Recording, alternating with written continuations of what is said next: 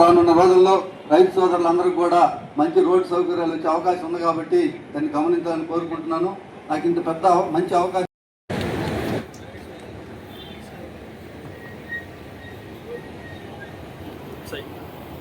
గౌరవ పెద్దలు DCO గారిని సభను DCM చైర్మన్ నాగేశ్వరరావు గారికి, ఇతరులకు, పెద్దలకు అందరికీ నమస్కారాలు. ముఖ్యంగా పొదలకూరు సంఘ సభ్యులకు అందరికీ నమస్కారాలు. చాలా చాలా నవంబర్లో శంకుస్థాపన చేశాం, ఇప్పుడు జూలైలో ప్రారంభోత్సవం చేశాం. Beautiful building, cooperative bank branch కింద కానీ, పైన కోఆపరేటివ్ సొసైటీ కానీ, బయట మళ్ళీ 2 కమర్షియల్ కాంప్లెక్స్, ATM రూమ్ ఒకటి, జనరిక్ మెడిసిన్ రూమ్ ఒకటి, 2 వస్తున్నాయి. 90 లక్షలు పెట్టి దీన్ని నిర్మాణం చేయటం చాలా సంతోషంగా ఉంది. ఇంత ఫాస్ట్గా కంప్లీట్ చేశారు, చాలా బాగా వచ్చింది. దాంట్లో కోఆపరేటివ్ మార్కెటింగ్ గోడౌన్స్ కట్టేదానికి స్థలాన్ని ఆయన దానం చేసినట్టు డీడ్ ఉంది. మార్కెటింగ్ గోడౌన్స్ బదులు ఇది కట్టాము, బ్రాంచ్ కట్టాము, కోఆపరేటివ్ బ్యాంక్ బ్రాంచ్ కట్టాము, సొసైటీ ఆఫీస్ కట్టుకున్నాము. ఇక్కడ ఇంత కంఫర్టబుల్గా నేను ఎక్స్పెక్ట్ చేయలే. స్థలం కూడా, పార్కింగ్ ప్లేస్ కూడా చాలా బాగా ఉంది. మంచి బిల్డింగ్. ఇమీడియట్గా శాంక్షన్ చేశారు ధనంజయ రెడ్డి గారు. బిల్డింగ్ పూర్తయిపోయింది. రామిరెడ్డి పేరు మనం పెట్టాలా?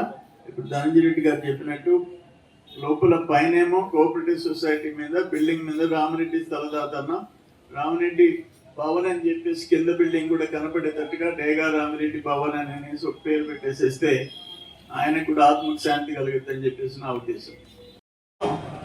నకిలీ పత్రాలు, బ్యాంకులో పేపర్లు దోపిడీ, వావిరెడ్డిపాడులో హరిజనుల పొలం, సరేపల్లిలో గిరిజనుల పొలం, చింతామణి అడిగితే చెప్తారు నీ సంగతి.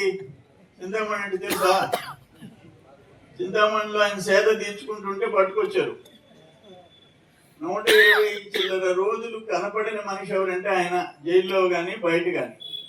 ఆయన లోకేష్ బాబుని, ఒక ముఖ్యమంత్రి మనవడు, ఒక ముఖ్యమంత్రి కొడుకు, చదువుకున్న కుర్రోడు, ఈరోజు ఇతర దేశాలకు పోయి పెద్ద పెద్ద కంపెనీలతో, అక్కడున్న ఉప ప్రధానులు, మంత్రులతో కాన్ఫరెన్స్లో మాట్లాడుతుంటే అందరూ ఆశ్చర్యపోతున్నారు. ఒక IT మినిస్టర్గా ఒక కుర్రోడు 30 పంచాయతీలు స్వీప్ చేయాలా, ఆ తర్వాత కోఆపరేటివ్ ఎలక్షన్స్ వస్తాయి, వాటిల్లో మళ్ళీ మనం గెలవాలా. ఎందుకంటే చేసి చెప్పుకుంటాం.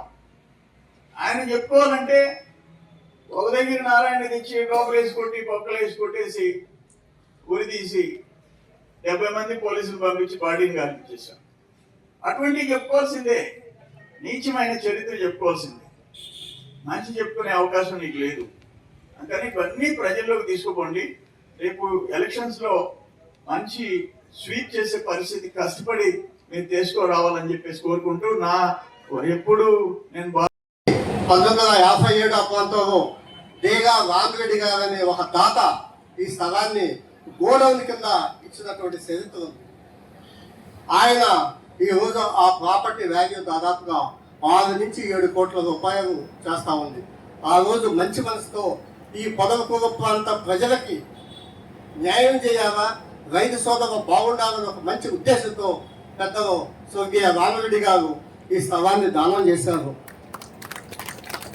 ఖచ్చితంగా వారి ఈ భవనం పేరు డేగా రామిరెడ్డి గారి పేరు పెడతామని మీ ద్వారా ప్రజలకు తెలియజేయడం జరిగింది.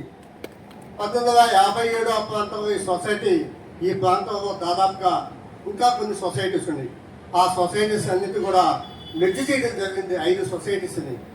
ఆ సొసైటీ మెర్జ్ సొసైటీస్ కూడా మీకు తెలుసు. కానీ ఈ పొదలకూరు సొసైటీ చాలా మంచి సొసైటీ. సొసైటీలు అయితే నష్టాల్లో ఉంటాయి, కానీ బ్రాంచ్ అయితే 3 కోట్ల రూపాయల ఆదాయంలో నడుస్తున్నటువంటి బ్రాంచ్ అది. ఈరోజు అన్న ఫస్ట్ టైం ఆయన చిన్న వయసులోనే 25-26 ఇయర్స్ అప్పుడే సెంట్రల్ బ్యాంక్ చైర్మన్గా చేసినప్పుడు ఈ బ్యాంకు చాలా చిన్న బిజినెస్ చేస్తున్నటువంటిది. ఈరోజు దాదాపుగా 2700 కోట్ల రూపాయల వ్యాపారాన్ని, 10 కోట్ల రూపాయల నెట్ ప్రాఫిట్తో ఈరోజు బ్యాంకు ఇంతమంది పెద్దలు చేసినటువంటి సర్వీస్ వల్ల ఈరోజు కోఆపరేటివ్ బ్యాంకు రైతులకి